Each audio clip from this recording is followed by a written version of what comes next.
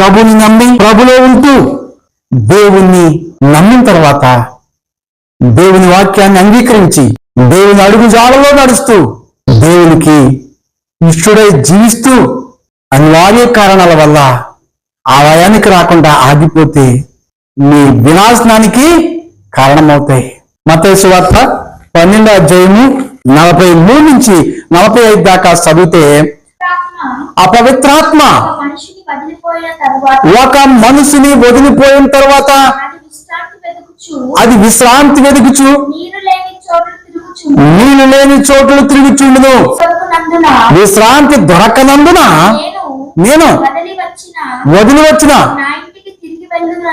నా ఇంటికి తిరిగి వెళ్ళుదనుకుని వచ్చి ఆ ఇంట ఎవరు లేక అది ఊడ్చి అమర్చియుండుట చూచి వెళ్ళి తనకంటే చెడ్డవైన మరి 7 దెయ్యములను ఎంట పెట్టుకుని వచ్చును. అది దానిలో ప్రవేశించి అక్కడనే కాపురముండును. అందుచేత ఆ మనుషుని కడపట స్థితి మొదటి స్థితి కంటే చెడ్డదగును.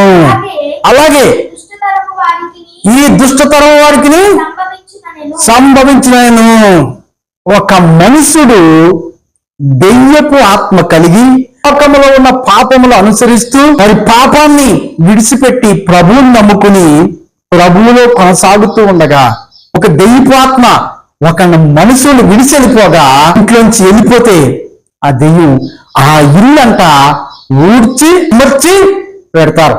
ఆ ఇంట్లోంచి దెయ్యం వెళ్ళిపోయిన తర్వాత ఎక్కడ నీళ్ళు లేని చోట్ల తిరుగుతుంది. నీళ్ళు లేని చోట్ల తిరిగి ఎక్కడ దానికి చోటు దొరకదన్నా అయ్యో ఎక్కడా చోటు లేదు కదా, నేను విడిచిపెట్టినటువంటి ఇంటికి వెళ్ళి ఒక్కసారి చూసొద్దామని అది వెనక్కి వస్తుందంట.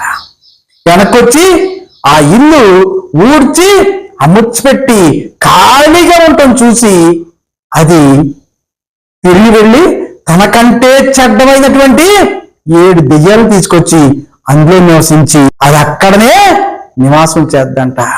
అలాగే ఈ లోకంలో ఒక వ్యక్తి రక్షించబడి దేవునిలోకి వచ్చిన తర్వాత మరి వెనక్కి వెళ్ళిపోయి దేవుని ఆలయానికి రాకుండా దేవుని వాక్యం వినుకోకుండా ఆరాధనలో పాల్గొకుండా సంఘ సావాసం లేకోకుండా ఉన్నటువంటి వ్యక్తి దేవుని అడుగు జాడల్లో నల్లేడు, పరిశుద్ధతను పాటించలేడు, నీతిమంతుడుగా జీవించలేడు, పాపాన్ని వదిలిపెట్టలేడు.